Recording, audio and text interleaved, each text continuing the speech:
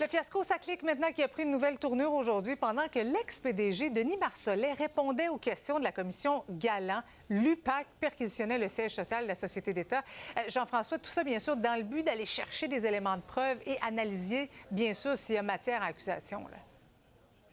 Voilà, donc protéger cette preuve-là également, là, au cas où on aurait des accusations déposées éventuellement. Du côté de l'UPAC, on n'a pas voulu commenter davantage l'opération de ce matin, notamment là, sur le nombre d'enquêteurs qui sont sur place au siège social de la Société de l'assurance automobile du Québec, la SAC, qui, de son côté, elle, a dit qu'elle allait donc collaborer, évidemment, avec l'enquête qui aurait été lancée, donc, tout de suite après le rapport de la vérificatrice générale qui parlait là, de dépassement de coûts là, de près de 600 millions de dollars, donc au coût total de 1,1 milliard de dollars pour la SAC. Ça, c'était en février dernier. Et du côté du gouvernement Legault, on semble être en accord et espérer justement que l'UPAC puisse faire son travail. On peut écouter Geneviève Guilbeault et d'abord le premier ministre.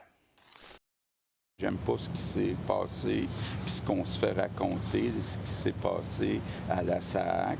C'est important d'aller au fond du dossier.